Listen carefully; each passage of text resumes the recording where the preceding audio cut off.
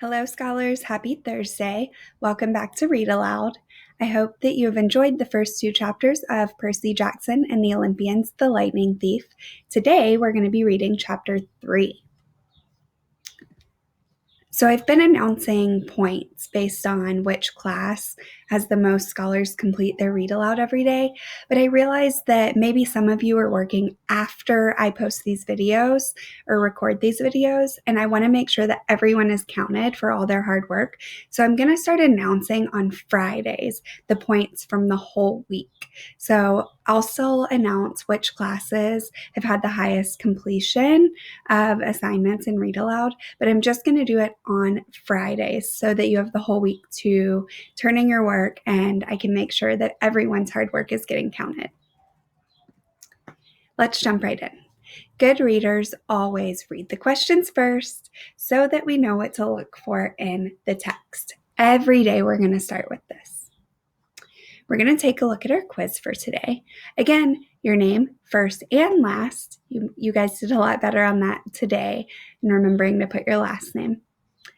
And our first question says, what does the word rebellious mean?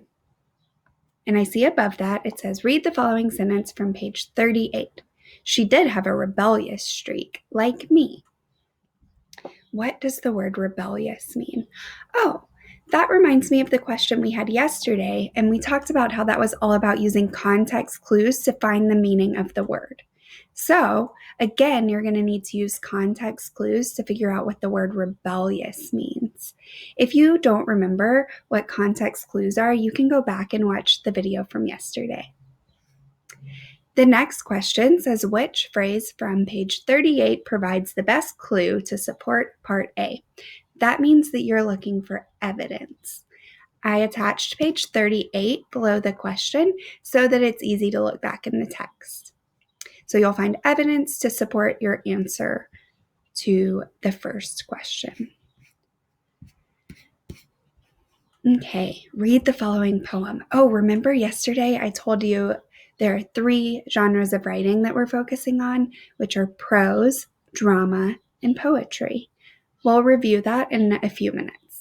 Well, today, like I said, we're going to be focusing in a little bit on poetry. So it says, read the following poem. Okay, so you'll read the poem. The next question says, both Summer Storm, that's the title of the poem, and pages 41 and 42 of The Lightning Thief describe a storm. Compare how this description is presented in the story and in the poem. Compare. Compare means to take two things and see what is similar and different about them. So I'm going to look at the qualities of both the poem and the chapter that we read today, or the 2 pages that it tells us to read, and I'm going to examine those and decide what's similar about them, what's different, how do they both describe storms in similar ways, and how do they describe them in different ways. Compare them. Use 2 pieces of evidence in your response. So this would be a great time to use CEER. That means you're going to make a claim about how they describe storms, both the poem and the text. So you're going to make a claim comparing the 2 texts. Then you're going to provide 2 pieces of evidence to support your claim. And then your reasoning would be an explanation as to why you chose that evidence and how that evidence supports the claim you made or the comparison that you made. So this is something you've done before. It's the first time we've done a short answer question in a while, so it might take writing down some notes as you read these pages or rereading the question again, but I know that you all can do it. Again, the pages are right below for you to read so that it's easier to look back into the text. Okay, I didn't post too many vocab words today. Since we've been learning about context clues, I decided that most of the words in chapter 3, I think you're going to be able to figure out by using context clues. But I did want to highlight these 3 words because you might see them again throughout the rest of the book. One of the words is lumber. Lumber means to move slowly. This one can be tricky because lumber also has a different meaning. In some contexts, lumber is like wood they chop when they chop down trees and get wood for like fires or for building houses or whatever you use wood for. Sometimes that's referred to as lumber. So lumber in this context, in the context of Percy Jackson, means to move slowly. Resented. Resented means to feel bitter towards someone or something.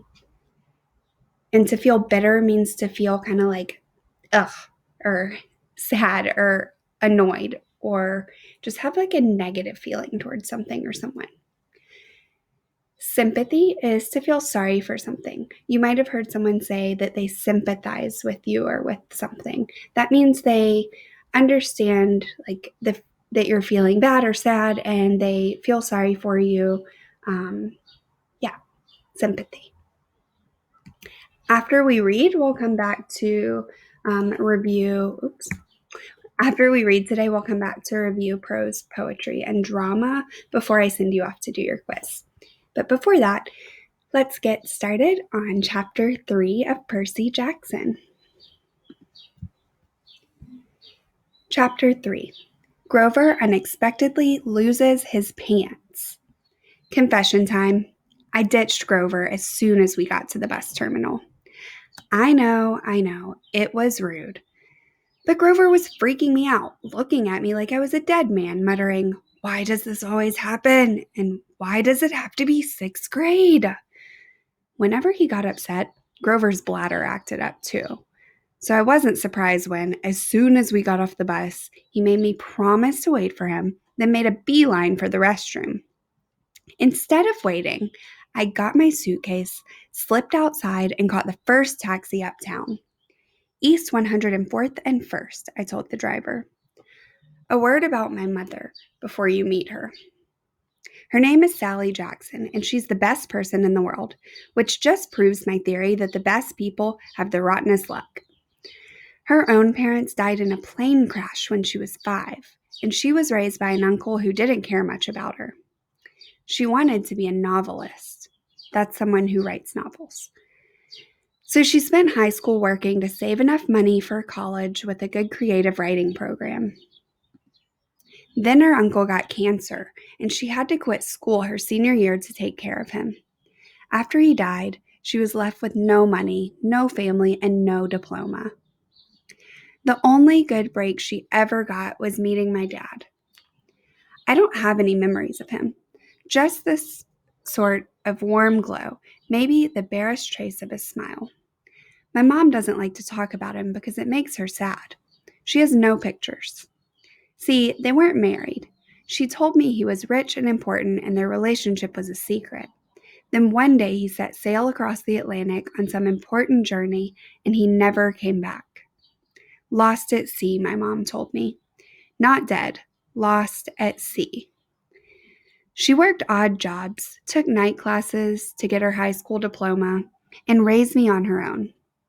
She never complained or got mad, not even once. But I knew I wasn't an easy kid. Finally, she married Gabe Ugliano, who was nice for the first 30 seconds we knew him, then showed his true colors as a world-class jerk. When I was young, I nicknamed him Smelly Gabe. I'm sorry, but it's the truth. The guy reeked like moldy garlic pizza wrapped in gym shorts. Between the two of us, we made my mom's life pretty hard. The way Smelly Gabe treated her, the way he and I got along, well, when I came home, is a good example.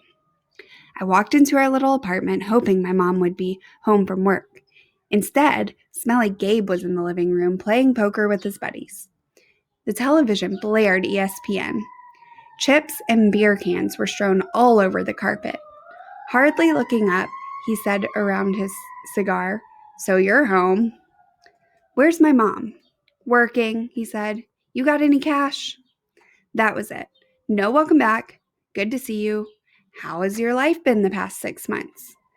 Gabe had put on weight. He looked like a tuskless walrus in thrift store clothes. He had about 3 hairs on his head, all combed over his bald scalp as if that made him handsome or something. He managed the electronics megamart in Queens, but he stayed home most of the time. I don't know why he hadn't been fired long before. He just kept on collecting paychecks, spending the money on cigars that made me nauseous, and on beer, of course. Always beer. Whenever I was home, he expected me to provide his gambling funds. He called that our guy secret, meaning if I told my mom, he would punch my lights out. I don't have any cash, I told him. He raised a greasy eyebrow. Gabe could sniff out money like a bloodhound, which was surprising since his own smell should have covered up everything else. A bloodhound is a type of dog with a very good sense of smell, by the way. You took a taxi from the bus station, he said. Probably paid with a 20. Got $6-7 in change? Somebody expects to live under this roof. He ought to carry his own weight. Am I right, Eddie? Eddie, the super of the apartment building, looked at me with a twinge of sympathy. Come on, Gabe, he said. The kid just got here. Am I right? Gabe repeated. Eddie scowled into his bowl of pretzels. The other two guys passed gas in harmony. Fine, I said. I dug a wad of dollars out of my pocket and threw the money on the table. I hope you lose. Your report card came today, brain boy, he shouted after me. I wouldn't act so snooty. I slammed the door to my room, which really wasn't my room. During school months, it was Gabe's study. He didn't study anything in there except old car magazines, but he loved shoving my stuff in the closet, leaving his muddy boots on my windowsill, and doing his best to make the place smell like his nasty cologne and cigars and stale beer. I dropped my suitcase on the bed. Home, sweet home. Gabe's smell was almost worse than the nightmares about Mrs. Dodds or the sound of that old fruit lady's shears snipping the yarn. But as soon as I thought that, my legs felt weak. I remembered Grover's look of panic, how he'd made me promise I wouldn't go home without him. A sudden chill rolled through me. I felt like something, was looking for me right now. Maybe pounding its way up the stairs, growling, long, horrible talons. Then I heard my mom's voice. Percy? She opened the bedroom door and my fears melted. My mother can make me feel good just by walking into the room. Her eyes sparkle and change color in the light. Her smile is as warm as a quilt. She's got a few gray streaks mixed in with her long brown hair, but I never think of her as old. When she looks at me, it's like she's seeing all the good things about me, none of the bad. I've never heard her raise her voice or say an unkind word to anyone, not even me or Gabe. Oh, Percy, she hugged me tight. I can't believe it. You've grown since Christmas. Her red, white, and blue Sweet on America uniform smelled like the best thing in the world. Chocolate, licorice, and all the other stuff she sold at the candy shop in Grand Central. She'd brought me a huge bag of free samples, the way she always did when I came home. We sat together on the edge of the bed while I attacked the blueberry sour strings. She ran her hand through my hair and demanded to know everything I hadn't put in my letters. She didn't mention anything about my getting expelled. She didn't seem to care about that. But was I okay? Was her little boy doing all right? I told her she was smothering me and to lay off and all that, but secretly, I was really, really glad to see her. From the other room, Gabe yelled, Hey, Sally, how about some bean dip, huh? I gritted my teeth. My mom is the nicest lady in the world. She should have been married to a millionaire, not to some jerk like Gabe. For her sake, I tried to sound upbeat about my last days at Yancey Academy. I told her I wasn't too down about the expulsion. I'd lasted almost the whole year this time. I'd made some new friends. I'd done pretty well in Latin, and honestly, the fights hadn't been as bad as the headmaster said. I liked Yancey Academy. I really did. I put such a good spin on the year, I almost convinced myself. I started choking up, thinking about Grover and Mr. Brenner. Even Nancy Bobofit suddenly didn't seem so bad. Until that trip to the museum. What? My mom asked. Her eyes tugged at my conscience, trying to pull out the secrets. Did something scare you? No, Mom. I felt bad lying. I wanted to tell her about Mrs. Dodds and the 3 old ladies with the yarn, but I thought it would sound stupid. She pursed her lips. She knew I was holding back, but she didn't push me. I have a surprise for you, she said. We're going to the beach. My eyes widened. Mantuck? 3 nights. Same cabin. When? She smiled. As soon as I get changed. I couldn't believe it. My mom and I hadn't been to Mantuck the last 2 summers because Gabe said there wasn't enough money. Gabe appeared in the doorway and growled. Bean dip, Sally? Didn't you hear me? I wanted to punch him, but I met my mom's eyes and I understood she was offering me a deal. Be nice to Gabe for a little while, just until she was ready to leave for Mantuck. Then we would get out of here. I was on my way, honey, she told Gabe. We were just talking about the trip. Gabe's eyes got small. The trip? You mean you were serious about that? I knew it, I muttered. He won't let us go. Of course he will, my mom said evenly. Your stepfather is just worried about money. That's all. Besides, she added, Gabriel won't have to settle for bean dip. I'll make him enough 7-layer dip for the whole weekend. Guacamole, sour cream, the works. Gabe softened a bit. So this money for your trip, it comes out of your clothes budget, right? Yes, honey, my mother said. And you won't take my car anywhere but there and back? We'll be very careful. Gabe scratched his double chin. Maybe if you hurry with that 7-layer dip. And maybe if the kid apologizes for interrupting my poker game. Maybe if I kick you in your soft spot, I thought, and make you sing soprano for the week. But my mom's eyes warned me not to make him mad. Why did she put up with this guy? I wanted to scream. Why did she care what he thought? I'm sorry, I muttered. I'm really sorry I interrupted your incredibly important poker game. Please go back to it right now. Gabe's eyes narrowed. His tiny brain was probably trying to detect sarcasm in my statement. Yeah, whatever, he decided. He went back to his game. Thank you, Percy, my mom said. Once we get to Mantuck, we'll talk more about whatever you've forgotten to tell me, okay? For a moment, I thought I saw anxiety in her eyes, the same fear I'd seen in Grover during the bus ride, as if my mom too felt an odd chill in the air. But then her smile returned, and I figured I must have been mistaken. She ruffled my hair and went to make Gabe his 7-layer dip. An hour later, we were ready to leave. Gabe took a break from his poker game long enough to watch me lug my mom's bags to the car.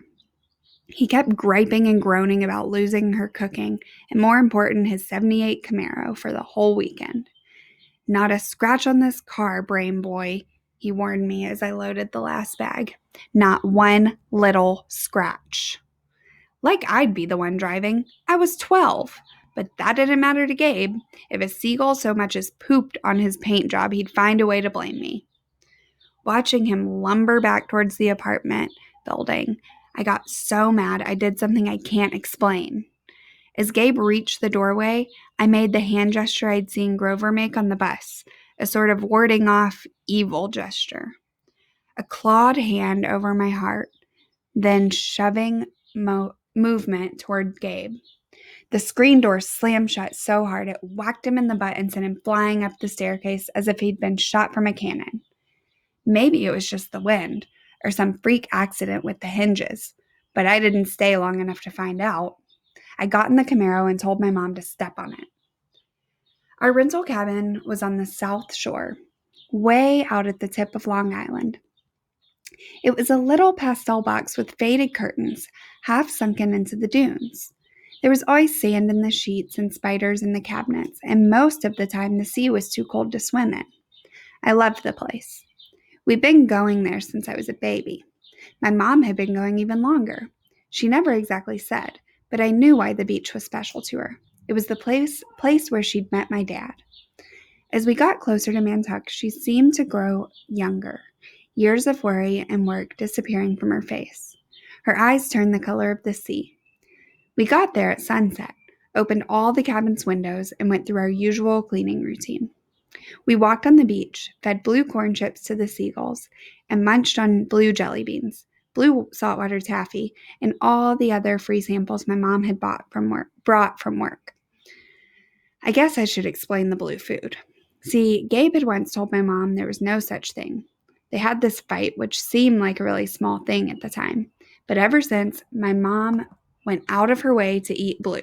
She baked blue birthday cakes, she mixed blueberry smoothies, she brought blue corn tortilla chips, and brought home blue candy from the shop. This, along with keeping her maiden name, Jackson, rather than calling herself Miss Ugliano, was proof that she wasn't totally suckered by Gabe. She did have a rebellious streak, like me. When it got dark, we made a fire. We roasted hot dogs and marshmallows. Mom told me stories about when she was a kid, back before her parents died in the plane crash. She told me about the books she wanted to write someday, when she had enough money to quit the candy shop. Eventually, I got up the nerve to ask about what was always on my mind whenever we came to Mantuck. My father. Mom's eyes went all misty. I figured she would tell me the same things she always did, but I never got tired of hearing them. He was kind, Percy, she said. Tall, handsome, and powerful, but gentle too. You have his black hair, you know, and his green eyes. Mom finished a blue jelly bean out of her only candy bag. I wish he could see you, Percy. He would be so proud. I wondered how she could say that. What was so great about me? A dyslexic, hyperactive boy with a D+ report card, kicked out of school for the sixth time in 6 years. How old was I asked. I mean, when he left. She watched the flames. He was only with me for one summer, Percy, right here at this beach, this cabin. But he knew me as a baby. No, honey, he knew I was expecting a baby, but he never saw you. He had to leave before you were born. I tried to square that with the fact that I seemed to remember something about my father, a warm glow, a smile. I had always assumed he knew me as a baby. My mom had never said it outright, but still, I'd felt it must be true. Now to be told he'd never even seen me? I felt angry at my father. Maybe it was stupid, but I resented him for going on that ocean voyage, for not having the guts to marry my mom. He'd left us, and now we were stuck with smelly Gabe. Are you going to send me away again, I asked her, to another boarding school? She pulled a marshmallow from the fire. I don't know, honey. Her voice was heavy. I think we'll have to do something. Because you don't want me around? I regretted the words as soon as they were out.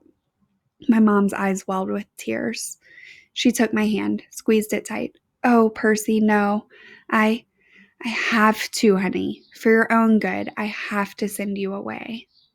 Her words reminded me of what Mr. Brunner had said, that it was best for me to leave Yancey. Because I'm not normal, I said. You say that as if it's a bad thing, Percy, but you don't realize how important you are. I thought Yancey Academy would be far enough away. I thought you'd finally be safe. Safe from what? She met my eyes and a flood of memories came back to me. All the weird, scary things that had ever happened to me, some of which I'd tried to forget. During 3rd grade, a man in a black trench coat had stalked me on the playground. When the teachers threatened to call the police, he went away growling, but no one believed me when I told them that under his broad-brimmed hat, the man only had one eye, right in the middle of his head. Before that, a really early memory. I was in preschool, and a teacher accidentally put me down for a nap in a cot that a snake had slithered into. My mom screamed when she came to pick me up and found me playing with a limp, scaly rope I'd somehow managed to strangle to death with my meaty toddler hands. In every single school, something creepy had happened, something unsafe, and I was forced to move. I knew I should tell my mom about the old ladies at the fruit stand and Mrs. Dodds at the art museum, about my weird hallucination that I had sliced my math teacher into dust with a sword, but I couldn't make myself tell her. I had a strange feeling the news would end our trip to our trip to Montauk, and I didn't want that. I've tried to keep you as close to me as I could, my mom said. They told me that was a mistake, but there's only one other option, Percy. The place your father wanted to send you. And I just can't stand to do it. My father wanted me to go to a special school. Not a school, she said softly. A summer camp. My head was spinning. Why would my dad, who hadn't even stayed around long enough to see me born, talk to my mom about a summer camp? And if it was so important, why hadn't she ever mentioned it before? I'm sorry, Percy, she said, seeing the look in my eyes, but I can't talk about it. I couldn't send you to that place. It might mean saying goodbye to you for good. For good? But if it's only a summer camp. She turned towards the fire, and I knew from her expression that if I asked her any more questions, she would start to cry. That night, I had a vivid dream. It was storming on the beach, and two beautiful animals, a white horse and a golden eagle, were trying to kill each other at the edge of the surf. The eagle swooped down and slashed the horse's muzzle with its huge talons. The horse reared up and kicked at the eagle's wings. As they fought, the ground rumbled, and a monstrous voice chuckled somewhere beneath the earth, goading the animals to fight harder. I ran toward them, knowing I had to stop them from killing each other. But I was running in slow motion. I knew I would be too late. I saw the eagle dive down, its beak aimed at the horse's wide eyes, and I screamed, "No!" I woke with a start. Outside, it really was storming, the kind of storm that cracks trees and blows down houses. There was no horse or eagle on the beach, just lightning making false daylight and 20-foot waves pounding the dunes like artillery. That means like cannons and gunfire and things like that, like during like a war. So the waves were making pounding loud noises against the shore. With the next thunderclap, my mom woke. She sat up, eyes wide, and said, "Hurricane!" I knew that was crazy. Long Island never sees hurricanes this early in the summer, but the ocean seemed to have forgotten. Over the roar of the wind, I heard a distant bellow, an angry, tortured sound that made my hair stand on end. Then a much closer noise, like mallets in the sand. A desperate voice, someone yelling, pounding on our cabin door. My mother sprang out of bed in her nightgown and threw open the lock. Grover stood framed in the doorway against a backdrop of pouring rain. But he wasn't exactly Grover. "Searching all night," he gasped. "What were you thinking?" My mother looked at me in terror, not scared of Grover, but of why he'd come. "Percy," she said, shouting to be heard over the rain, "what happened at school? What didn't you tell me?" I was frozen. Looking at Grover, I couldn't understand what I was seeing. "Oh, Zukai Aloy Theo," he yelled. "It's right behind me. Didn't you tell her?"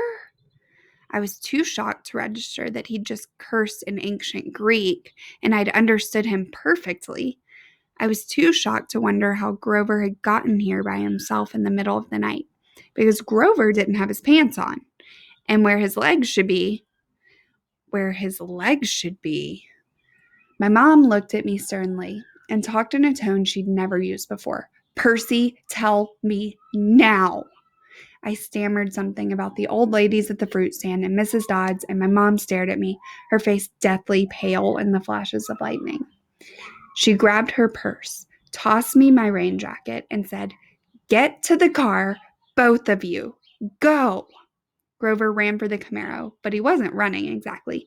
He was trotting, shaking his shaggy hindquarters, and suddenly his story about a muscular disorder in his legs made sense to me.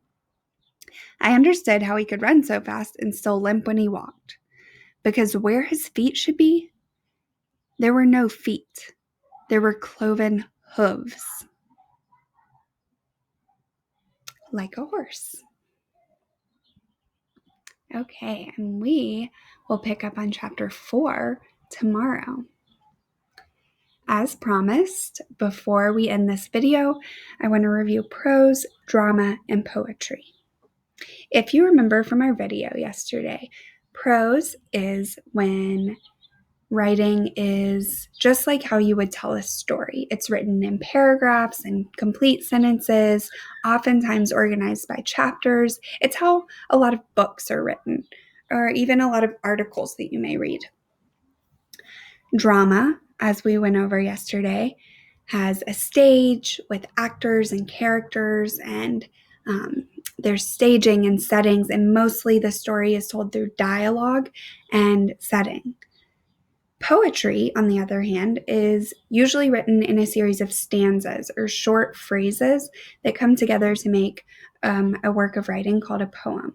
These stanzas are short and sometimes a little harder to understand than prose or drama because they don't always say everything literally. Remember, in poetry, we talk about the literal meaning and, do you remember? The deeper meaning. And so when you're reading a poem, it's not always so straightforward. I have an example here of what an excerpt from this chapter might look like as a poem. Percy's mother's name was Sally. She's a wonderful person with horrible luck. Parents died in a horrible crash. She moved in with Uncle, who didn't care enough. She dreamed of someday writing wonderful novels. Worked hard in school to make dreams come true. In college, studied creative writing. Until Uncle got sick, then she dreamed no more.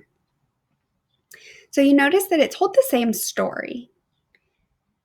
However, it told it much fewer words, and you kind of had to read between the lines, or you kind of had to assume the meaning just by reading each paragraph and seeing how the words were arranged and thinking about what the words actually mean. So it doesn't talk about her uncle got sick, she had to take care of him, she lost all of her money, he didn't leave her any money. It doesn't say that, but it says Uncle got sick and then she dreamed no more. So we can assume that the deeper meaning is that she had to take care of her uncle and didn't get to finish college.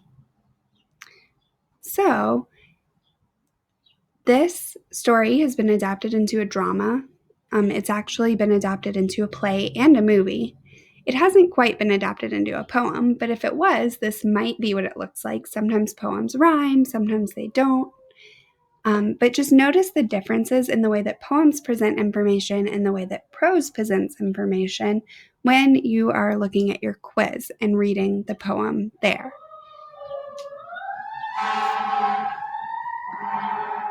After this video, go to Google Classroom and complete the assignment that says PJ, which stands for Percy Jackson, Chapter 3. You'll click on Classwork, and you'll scroll down until you see Read Aloud, and the assignment will be there for you. I hope you have a wonderful Thursday, and I will see you tomorrow.